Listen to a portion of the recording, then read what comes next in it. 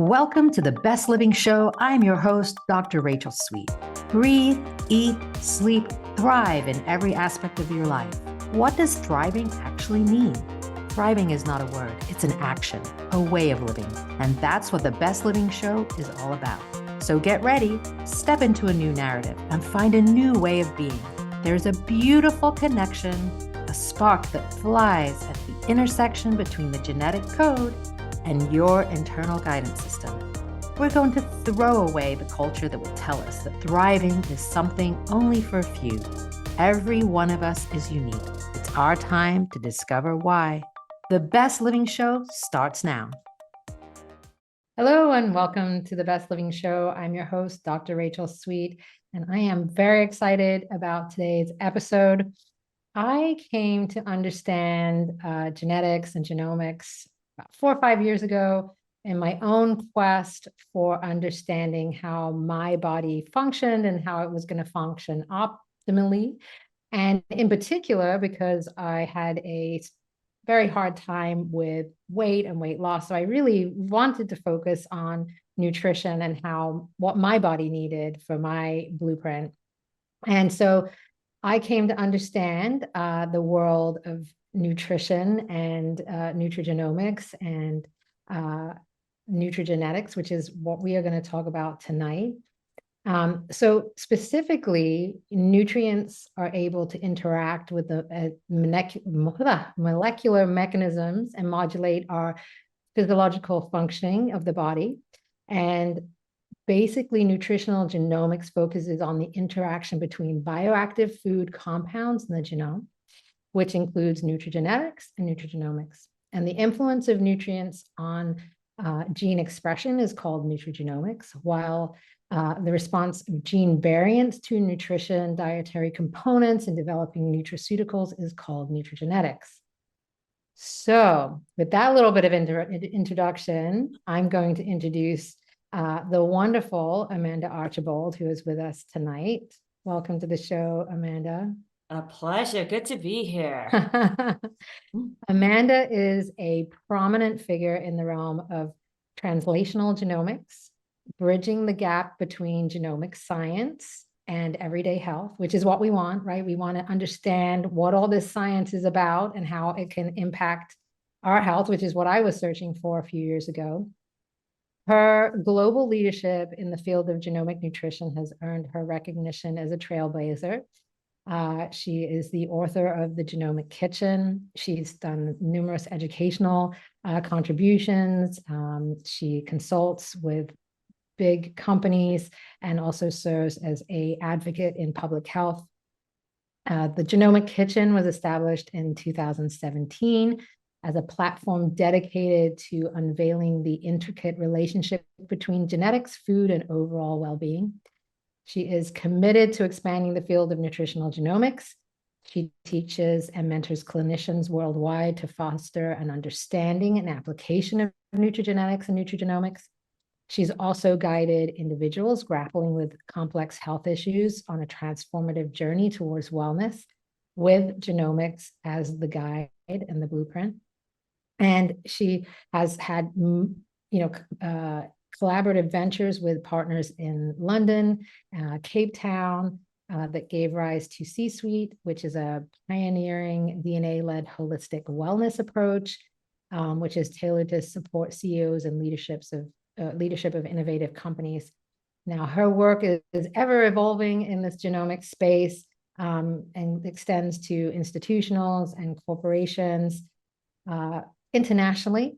And she definitely has left her mark on big companies such as Sodexo and Hawkins Watts of New Zealand and other startups and in the industry of genomics and technology. And she hails from the United Kingdom, which I also do too, many years ago. Two Brits in a pod.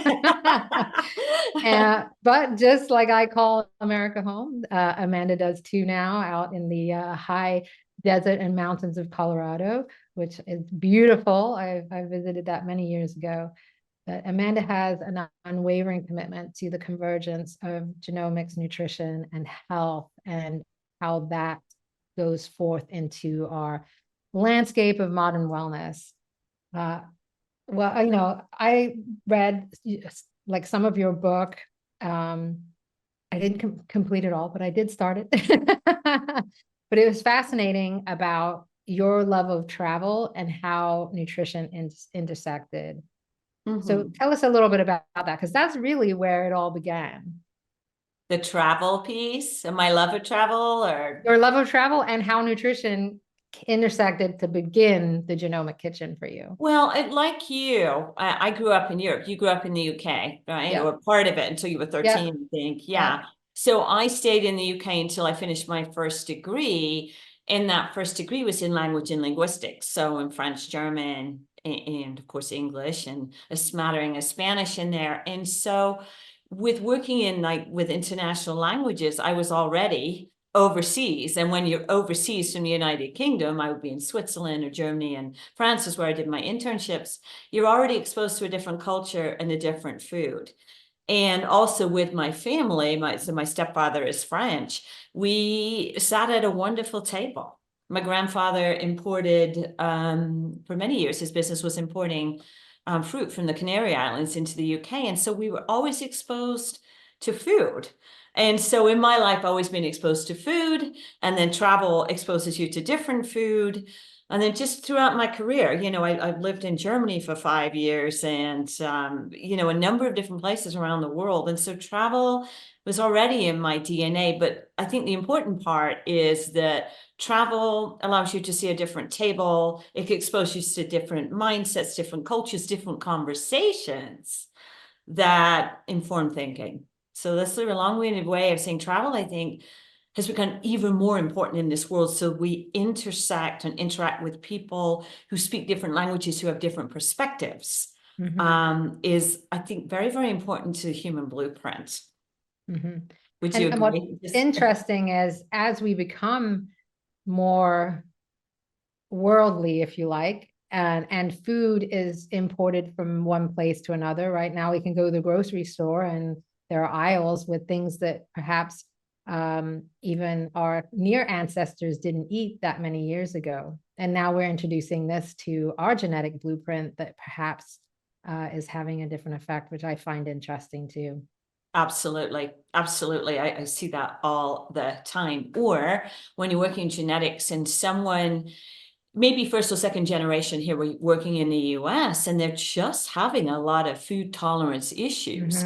When you pull that back, now obviously there's a lot of things that impact intolerance or tolerance. Many of them, or all of them, will impact the immune system. But when you can peel back the layers to, well, where do you come from?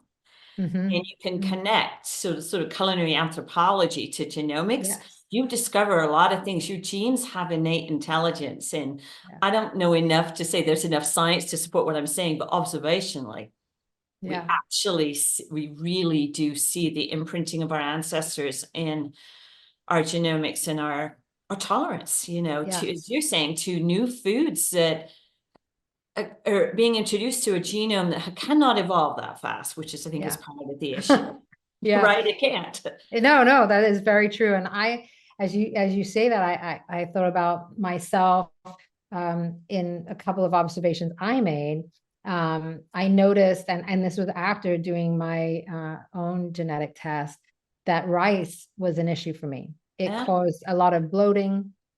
Of course, I have Irish and Scottish. I am purely British. I've done my ancestry DNA too. I'm purely British, Scottish, Welsh, Irish. And so, when I did a continuous glucose monitor, everybody says potatoes, they're going to raise your you're Irish. Right? No, potatoes don't do anything, right? Because why? My ancestors ate potatoes. So here's a perfect example, right? I come from Ireland. We eat potatoes.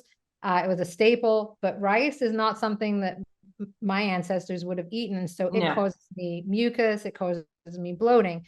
So I don't eat it now but I love my potatoes. But rice too, what's interesting, it depends how it's grown too, as to whether and where it's grown, as to what's actually attached to it, from a toxin or heavy metal that may not be associated with potatoes. It all depends on the terroir, right? But yes, I hear you. Absolutely. Yeah. So So now you coined a phrase, kind of that idea of culinary genomics, this idea of taking the culinary arts and genomics and putting it together. Mhm. Tell me a little bit about that approach for you and how you view this, like your lens as you would say that you view this. Yeah, and it's continuing to evolve, even since, my first book, like in 2019, I think. But, culinary genomics, because I was trained in genomics, I've been in the field, 10 or 12 years now. What I realized, which we always see in nutrition science, is you can be a brilliant practitioner, you can be a brilliant scientist. You can have the most complex data, and believe me, genomics is about as complex as it gets. Yes. But it doesn't matter how you tell the story. What matters is what the client does with the information that is in that story, and how that translates to the shopping cart, the grocery cart, and how that gets on the table is what do we say? It's the last mile, right? With the UPS and FedEx, that's the most expensive mile, right? The most difficult mile. So it is in translating very complex information or very simple steps. The last mile or the last kilometer is very difficult. And it's very confusing for the consumer, and even, or your listeners, an individual, a patient, a client, a family member. So getting to what's important is the first step. Where are you going to get the best return on ingestion, as I say, the ROI, right? I love it. Investment is how you spend your money. Ingestion is how your body accesses it, like, beyond nutrigenetics. It's that last step. And so that's the most difficult part. And then the culinary part is, how are you going to make something appealing that somebody's never eaten before? Or if they've eaten it a certain way, how can you teach someone that a different preparation step makes that information more utility based? And utility can be bioaccessibility or availability. So taste, breakdown, utilization, appeal, usefulness to the body belongs in the culinary space. And so much of the work in nutrition and medicine has to be in the culinary space. And I recognized that and said, it's the last mile, and it's the most important mile. And it's difficult enough, as you probably agree, that people say a supplement's easier. Yes. It Right? does seem that people prefer to take a pill. We've taught them that, and our pills are not necessarily built. Depends which ones we're using. They're not necessarily built to reflect your blueprint. They're standardized, right? And your body knows how to take information from a food matrix because it's how we're built. Right. Can we prove that we know how to take information from a supplement matrix? Yeah, kind of, it just depends. And our genomes are all so different. So how do we know? So I'm not against supplements at all. I certainly use them, few and far between, but they are standard. I certainly use them. Some people's biochemistry needs that lift. Yes. It just does. It needs that tweaking. So yeah, and obviously we can look at blood biomarkers, right, to see 100%. what the body needs. So we can look at your underlying blueprint and say, oh, perhaps you're not converting vitamin D from the sun. Let's look at your blood biomarkers. Absolutely, your D is low. So we do need supplement there. I mean, that is something that is definite.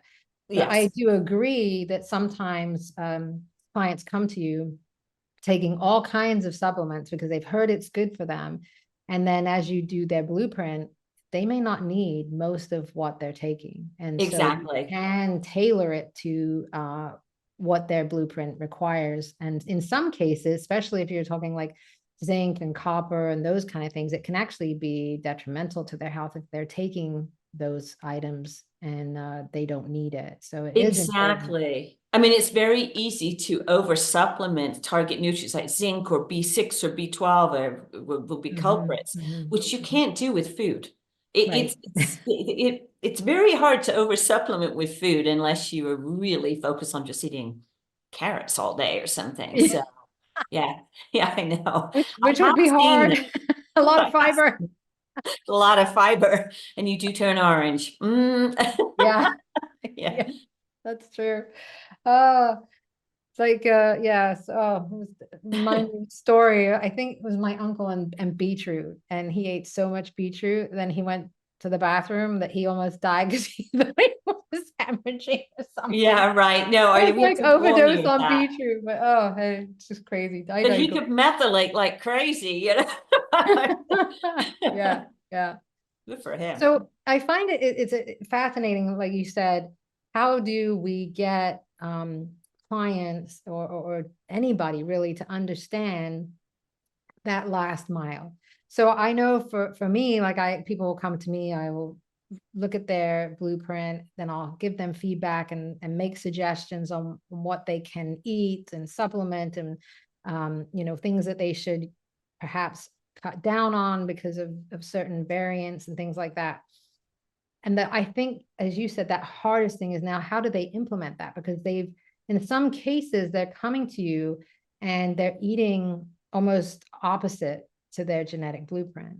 And so, someone might be eating carnivore or something like that, and they have the ApoE4 variant or something like that. So now they've got a lot of saturated fat in their diet, and now you've got to get them to reduce that.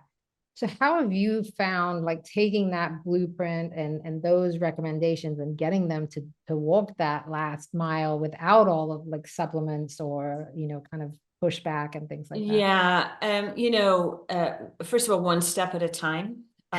So right, because as practitioners, we're in the giving space. So I will take a stand for practitioner. I'll take a stand for the client or listeners. As practitioners, we like to help and we overhelp because we want you to be well. And so part of the process is, for us on our side, is to realize we can only do so many things at once, and to help prioritize for the client, this is what we're going to do first. So for example, it doesn't matter how you want to eat, what you want to heal. If we can't get your digestive tract to kick in, all the other goals we have to wait for, including losing weight or getting ready to have a baby or what have you, because it starts. So that's number one, like on our side. Number two, if you're a listener listening in, that's your audience. You have a very varied audience, right? Yeah. So number two, realize that if you have a number of complex issues, it took a long time to get there. So you cannot eat your way to wellness. Probably even you could in 2 weeks start to feel better if we can get to the key part, but it may take 3 months, 6 months, even a year to get to well. And your food transition journey is over that period of time. And it's going to start with the gut, right? So yes, it starts with eliminating things we know that are probably causative for where you're at.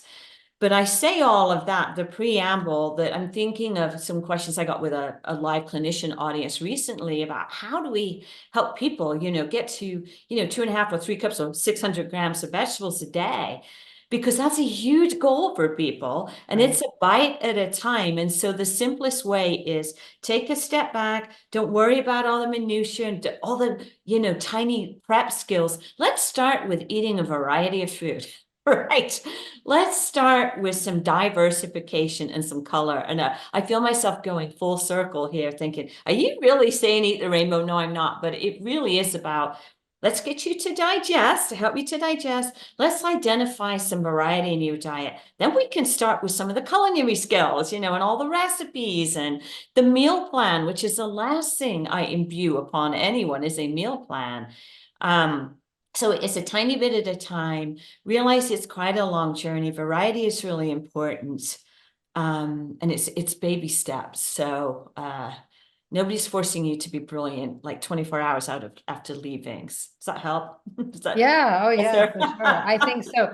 I definitely agree that when I've coached people in this arena, I definitely say, like, let's just focus on one thing. Like one thing. pick out what I feel like might, they be the top 1 or 2 important things. Yeah. And say, which do you want to work on first? Because this is kind of what we're looking at as an outcome, possible outcome, or you're experiencing these issues and it's probably related to this. So what would you want to work on first? And then, like, all the other stuff we can like build it, right, as we go Yeah, along. it's a long journey. And if you trust your body, it does have intelligence, but it is a lot of work for us as clients, you as a client, to get to well, and it's baby steps. And when I think of some of the things we look at in genomics, I mean, if we look at detoxification, for example, you know, that whole area, which is so tied up in immune and inflammation, oxidative stress, just helping your body to engage in that just one area is a lot of work. Are you eating enough protein? How can we introduce these target nutrients to ingredients you need, finding the ones that work? And when we've done all that, the communication between the practitioner and yourself is so important. I can't say that enough, that being able to talk, and when you're, you know, for us as clinicians to know the journey you're on and to turn it around as a client, so you have to talk to your practitioner or the coach or whoever's working with you, because we're able to tweak as you go on this journey. But if you think you can just run and we'll see you in 4 weeks and you quote, don't feel better, we have we have how many days? 28 days that we could have just tweaked something else to help you. Yes. Yeah. It's a long journey. So, I mean, we talked a little about supplementation, but I think, you know, we have a lot of people have chaotic lifestyles. It's very easy to grab kind of ready-made products.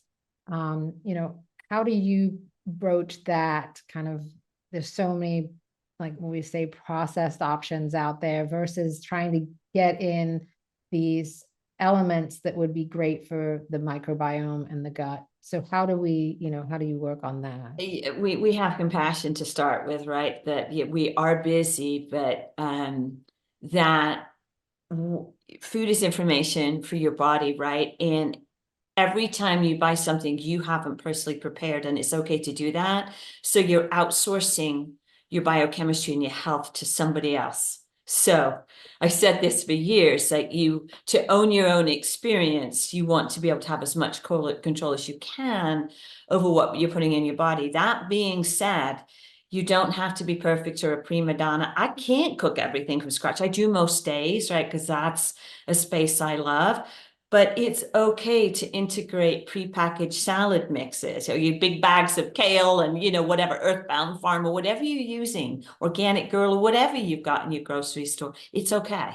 Because if your lunch is some grain, let's say you bought cauliflower rice. I confess I've never done that. I have never bought cauliflower rice. I have bought cauliflower and used that. But if you build a bowl with frozen cauliflower rice that you heat up, heaven forbid, in a microwave, because that's what's available to you, and you've got that prepackaged kale mix or whatever, and you cut up an avocado and you've got some nuts that you roasted or toasted, and you put olive oil on that, I think that's okay, because that your body recognizes that food form. It's when it doesn't when you've outsourced everything to prepackage and heat and eat, or the supermarket's made this, and that's your whole life, then you've lost control. So we don't all have to be perfect. Some people almost do have to prepare every ounce of their food because of, you know, what your body's been exposed to or what you need. 100% agree. But most of us don't have, or not in that place. And so it's okay to forgive yourself that you can't be perfect, and we mix and match. Right, right.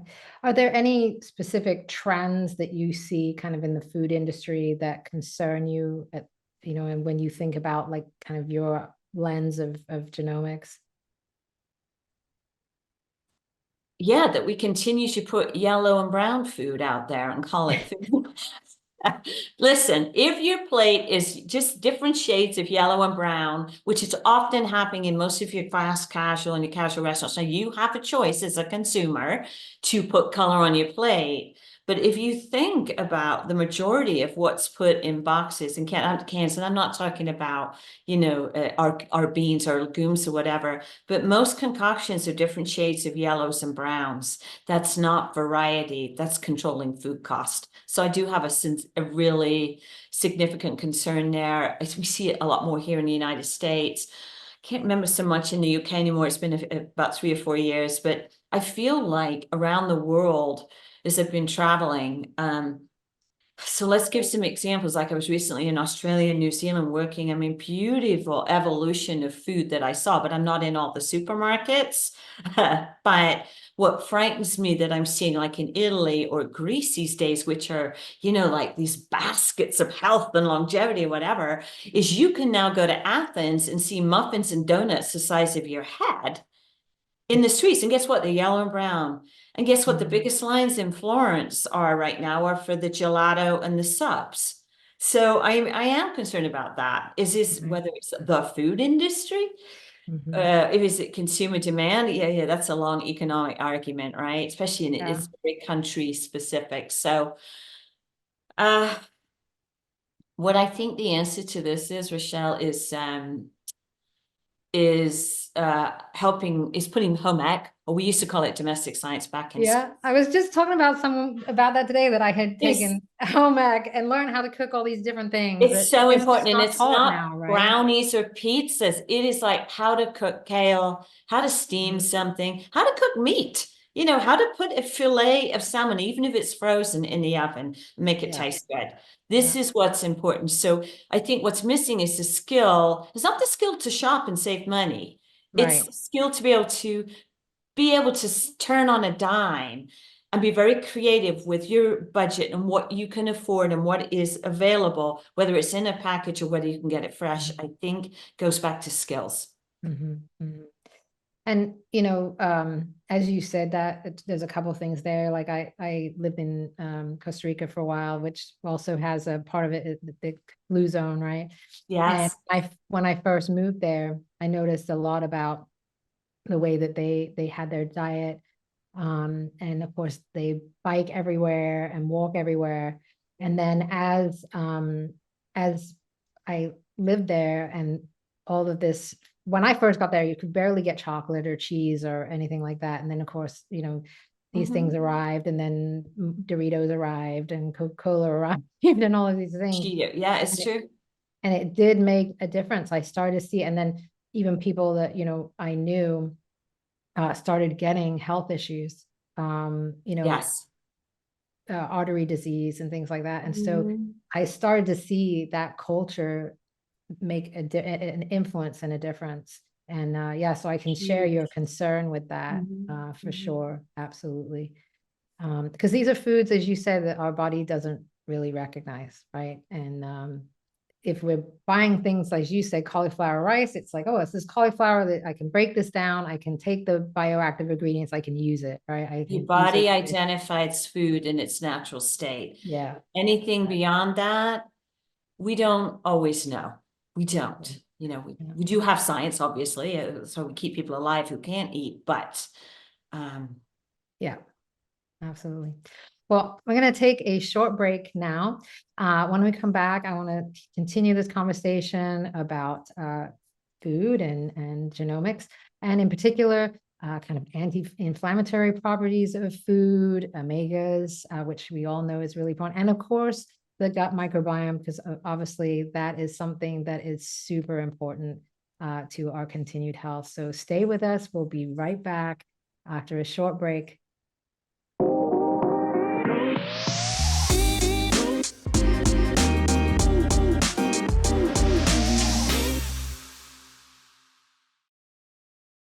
Show. I'm your host, Dr. Rachel Sweet, and I am joined by Amanda Archibald tonight. We're having a fantastic conversation about genomics from the lens of nutrition and the culinary arts. We've been talking about nutrition and how we can start to add real food back into our diet based on our blueprint. If you know your blueprint, but you don't have to know that. It's one of the things that Amanda says on her website, the Genomic Kitchen, and in her book, that you don't have to have had your genetics read to know this. As she said earlier, your body is wise, it has an intelligence, and it knows, if you listen or observe, what is best for you. And I know that that's certainly true when I've worked with clients, and also myself with my genetics. A lot of it is very like, oh, well, that makes sense. It's incredibly empowering if you haven't had your DNA read. It never leaves you. It is you. Yeah. You know, put it on the wall. It doesn't change. There's some areas beyond discussion where things can change a little bit, epigenetics, right? But Yep. Yep. and most of the time, what I see in practice is the answers to what's going on is in like some dusty corner of your genome. And once we correct that, everything else falls in place. So genetics allows us to look way underneath the cover to figure out where's that loose part in the car that somebody lost, you know, that the bolt that wasn't screwed down. We have those anymore in cars. So Yeah. Yeah. yeah. So before we get into the conversation, can you let listeners know where they can find out more about you?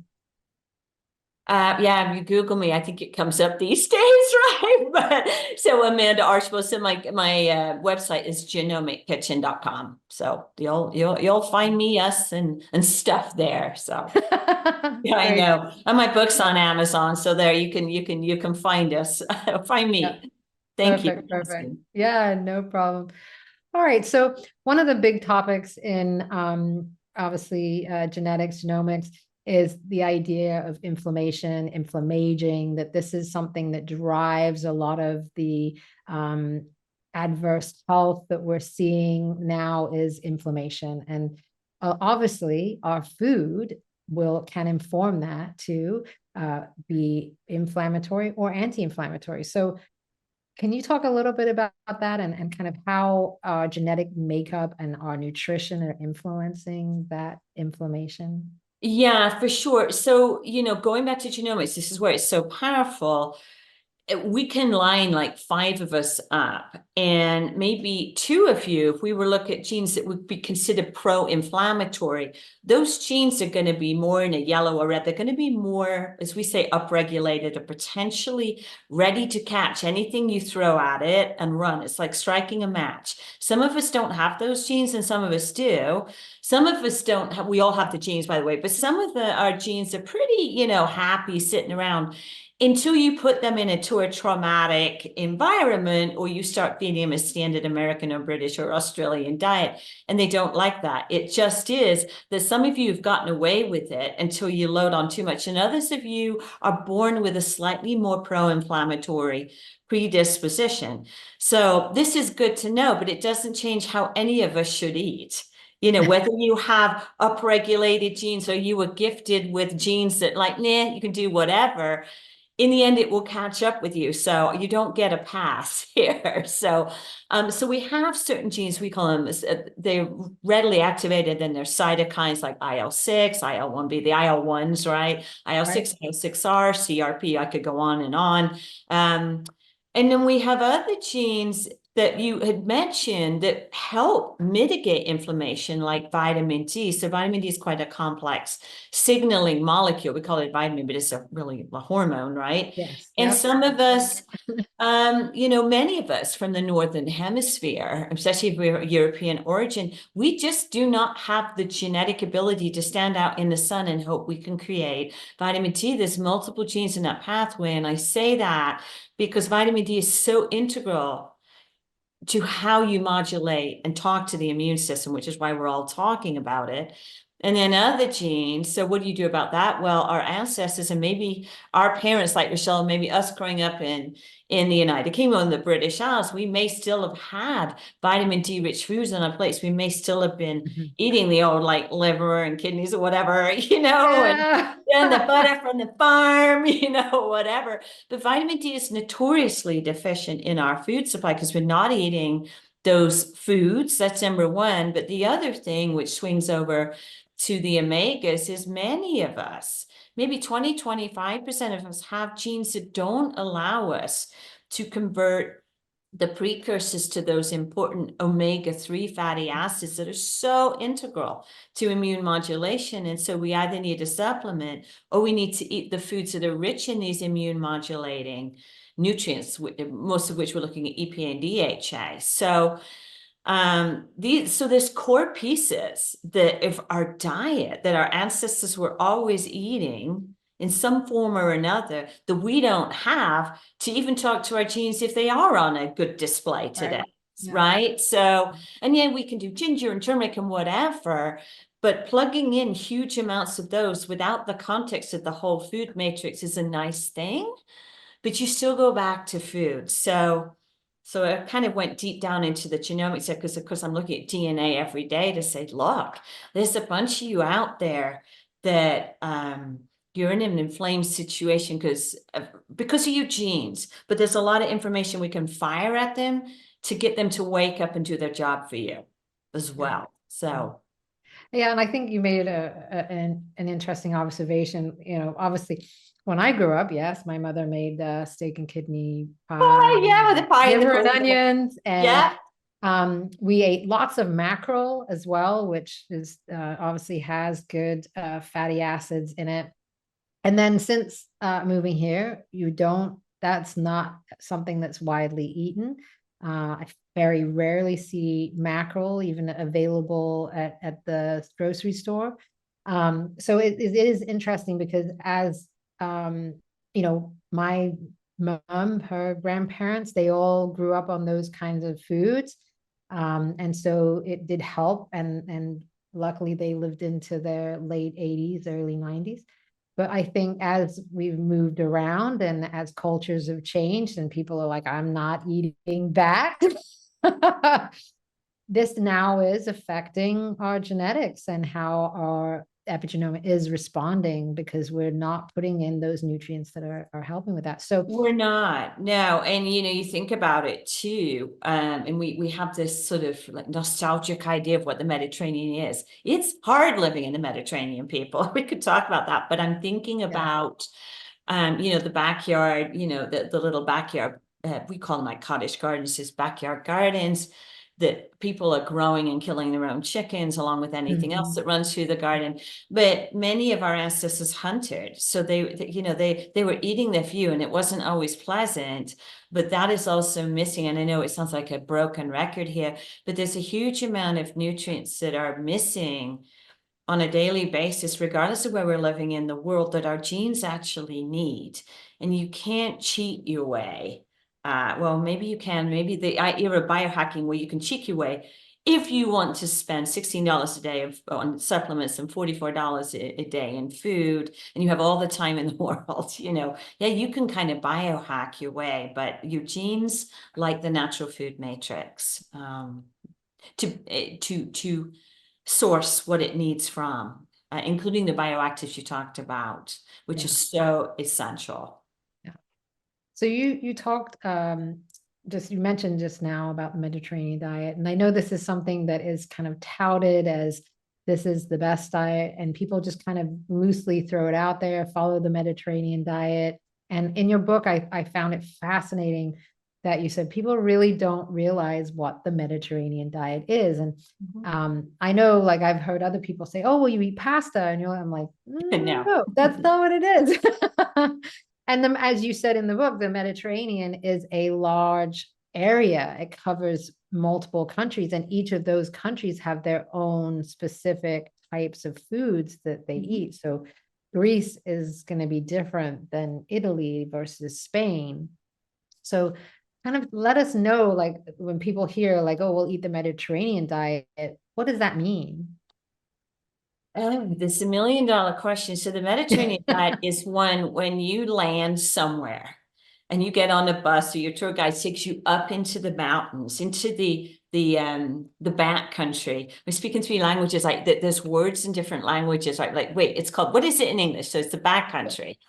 Or even within Italy, sorry to burst people's bubbles, but when you eat like in Apulia in the southern Italy, so it's where there's the heel of Italy, you get very rustic peasant food, and yes, you get seafood, it's beautiful, but you also get what you see in sort of the mountainous regions as well, different but rustic. You may get a lot of beans, some pasta, some seafood, but a lot of the Mediterranean is not close to the ocean. So the idea that you're eating seafood every day or even 3 days a week, not only is it not accessible, it's not affordable, but people are eating, like I said, the backyard chicken thing, I'm not kidding, but you will find wild boar, you'll find pork on the menu, you'll find lamb, sorry, but we eat lamb, a lot of goat, hare, rabbit, a lot of birds, a lot of venison.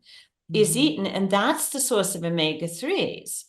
Yeah. And this is like the missed part of understanding the Mediterranean. And I think my next book's going to be on, I just spoke on it in Australia. It's the Mediterranean through the lens of genomics, because it totally changes how we understand longevity, in my opinion.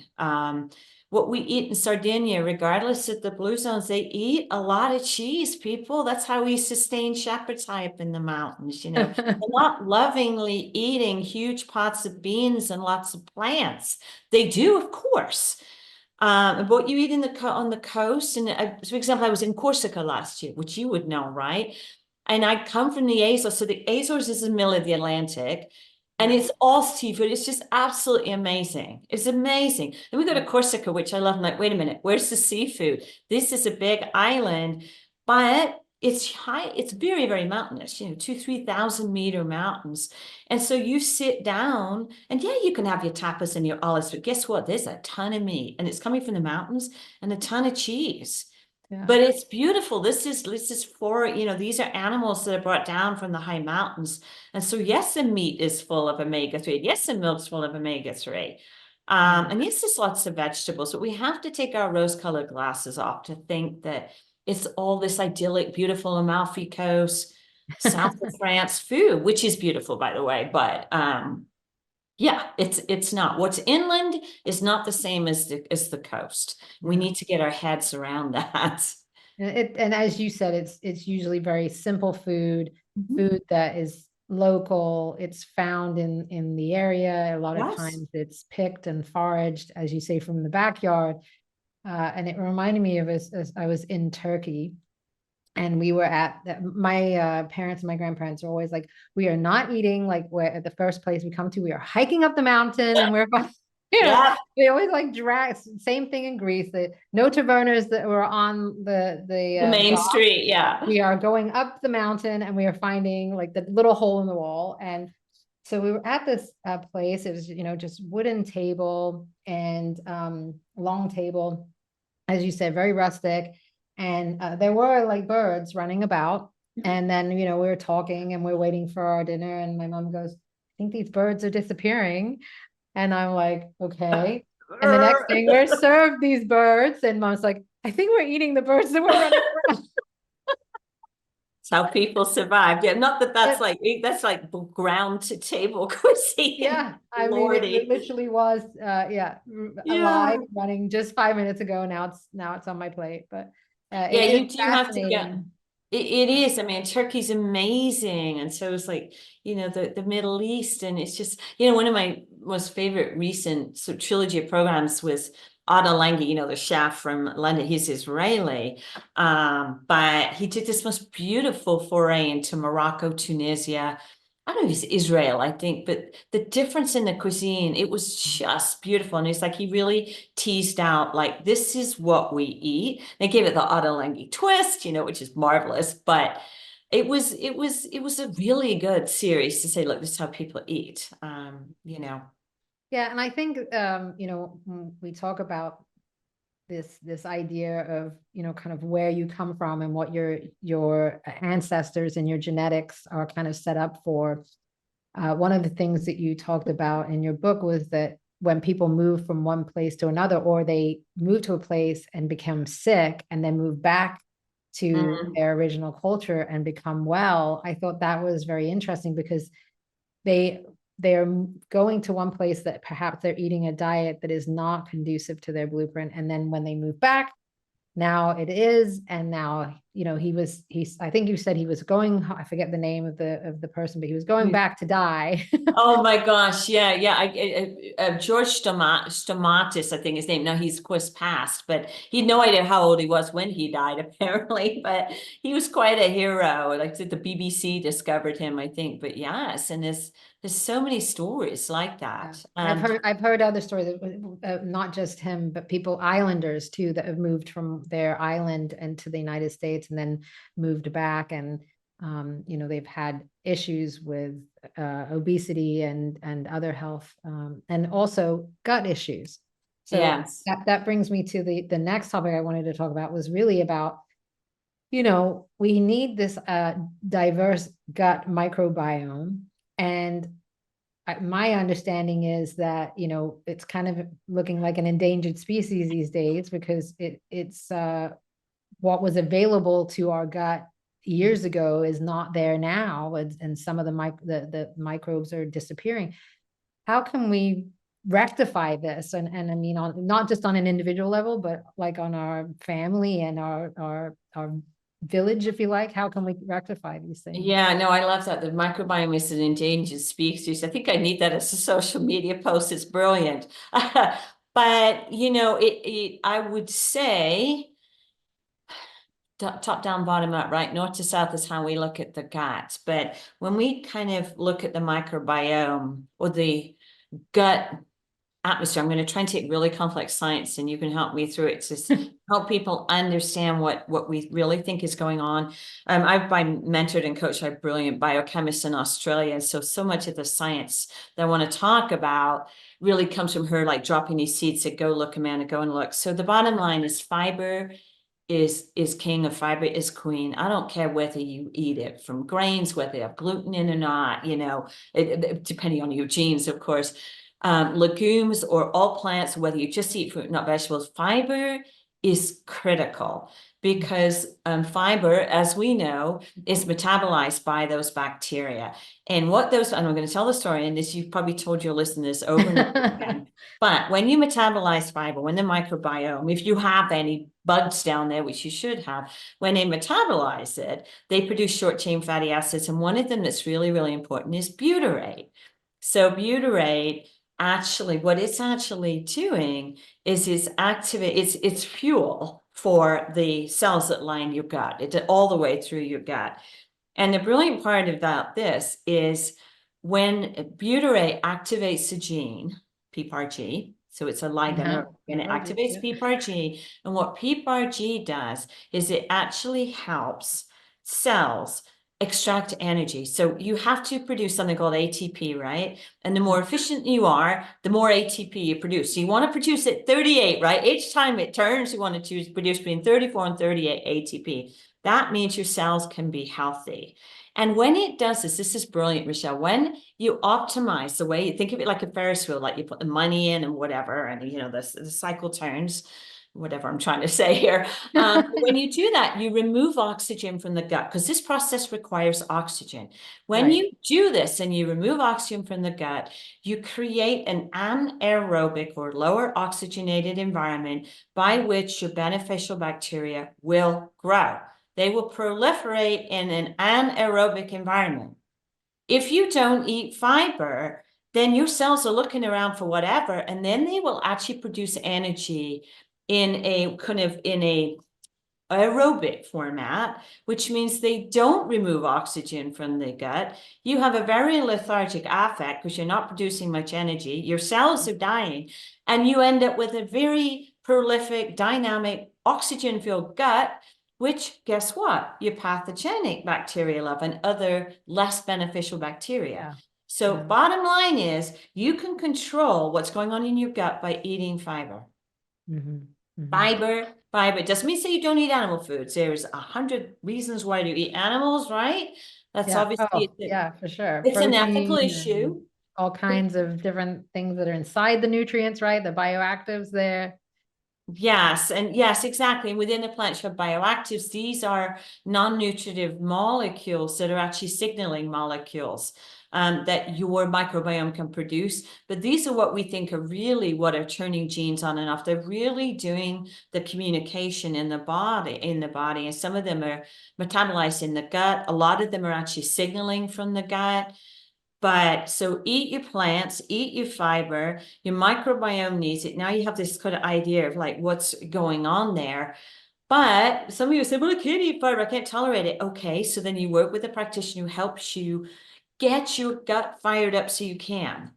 Right? I mean, and absolutely and start to put in small amounts and until you can tolerate a little bit more, because what you need to do, right, is turn your microbiome around, right? You have to turn your microbiome around. Yeah, so you've got more microbes there that can then digest that fiber and then produce the energy, because as you said, otherwise we're going to be lethargic. We're not, there's so many people, oh, I'm like tired and oh, I can't get any energy. Well, Or I'm let's start to bloated. look at the gut first and see like, what, are we putting something in there to fuel it that's going to turn into energy, because that's what we need.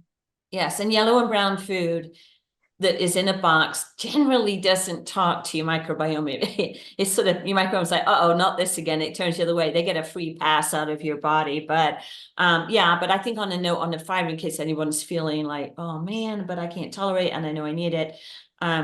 Again, you're working with a practitioner, because you may need to have food that's pre-digested. It's cooked, long, slow cooked, right? Or we may need to give you a digestive shot like apple beet or something Swedish bitter. So there's lots of ways around it. You don't have to suffer, but in the end, you have to get to the fiber, wherever it comes from, fiber, plants, oranges, whatever. We have to get it. So you talked a little bit about the, kind of probiotics and I wanted to bring in some of the fermented foods, because those also are kind of healthy for the gut. How does that work as well as the fiber? Yeah, I mean, what we're doing is naturally seeding the gut with living bacteria that way. So then it's an aid, it's a help. In the end, you want the gut to support itself. So what they're doing, these foods are fantastic because they'll seed the gut with these microbiomes, so the microbes. So they're a hand up.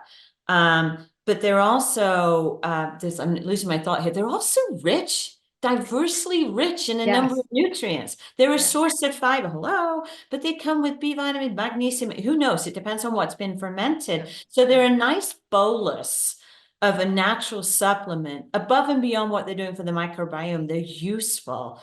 But fermented foods are also a source of menoquinone 7, which is we so desperately need, all of you, men and women. It goes right along with that vitamin D. Right? Yes. Yes. The vitamin, so yeah, the K27, so menaquinone 7, which often many of you may be taking, actually activates osteocalcin. So this is an enzyme that helps adhere calcium to the bone. So you have to eat fermented food, people. That's why our ancestors did well, probably didn't have osteoporosis, because they were putting up the harvest. That's called fermentation. So that is probably. And every culture has it, right? Every culture. Kimchi, sauerkraut. Like, I mean, if you look across the world, every culture has some form of fermentation. So. It does. So there you go. Those nuggets for you. Yeah, absolutely. Absolutely. So we're coming towards the end here. So I wanted to kind of round this all out. So what recommendations would you make if people are looking to, kind of make some changes? Where would they start? Like if they haven't had their blueprint in, but they know that there's some things going on, perhaps, where would they start? Honestly, the spice of life, or the staff of life, is variety. Just take a step back, take a look, and it's just something as simple as, am I only eating green food? Am I eating any plants at all? Am I eating any nuts or seeds? If you're not, start there. If you're eating plants, then increase the variety. Even if it's one apple, eating a different variety of an apple. Don't beat yourself up. Start really slow. Start with knowing where you're at to know where you need to go. And if you're sick, get help. Ask Michelle, I'm in this state, I need help. And honestly, the best investment we can make is in genetic testing, because it's your blueprint, it's how you're built. It's not accessible to everyone. So I guess that's why I wrote my book, to say you don't need genetic testing to make the difference. But start with looking at where you're at. Just definitely getting more accessible now, though, I think, like yes, I agree. Cost, which is great. Yes. So one of the questions that I ask all guests at the end of the show is, what do you do to intentionally thrive on a daily? What I do to potentially thrive? Intentionally thrive. Honestly, I go back to it's interesting. I get out in nature. I move my body every day. I practice yoga every single day, even if it's for 15 minutes. And I make sure I go back to the continent I grew up in, and be with the people that I grew up with, or the cultures that I grew up with, is really, really important. So social genomics and hugging your genes with people you love and the culture is really, really important. And I think that is something that is missing a lot right now. People are a little bit more disconnected, perhaps because maybe they're feeling isolated. And I think that is so important that we reconnect with family, friends, our culture. I really love that. I love that. All right. So it's gone very quickly, as it always does. But it was a fantastic conversation. And I really appreciate you, Amanda, for coming on the show and just kind of opening up this world of nutrigenomics and nutrigenetics for people, because it is so fascinating, complex, but it can start in a very simple way by variety of diet, which is fantastic. So just let listeners know before we go where they can find you, how they can find out more about what you do before we end. Yeah, so genomickitchen.com, that's my website. You can find me on Facebook, /Genomic Kitchen, Instagram, Genomic Kitchen, and LinkedIn, it's my name, Amanda Archibald. So fantastic. Thank you so much. I really appreciate it. It's great and being thank here. you all the listeners for listening in to the show. Appreciate you also. Thank you again for joining the Best Living Show. Thanks for listening to the Best Living Show. I'm your host, Dr. Rachel Sweet. Breathe, eat, sleep, thrive in every aspect of your life on transformationtalkradio.com. Tune in Thursdays at 6 p.m. to continue your new narrative and step into a new way of being. We are not what people have told us we are. We are so much more than that. I'm going to help you thrive and get the answers you desire, not only in the external world, but on the inside. For more information, go to drrachelsweet.com. That's drrachelsweet.com.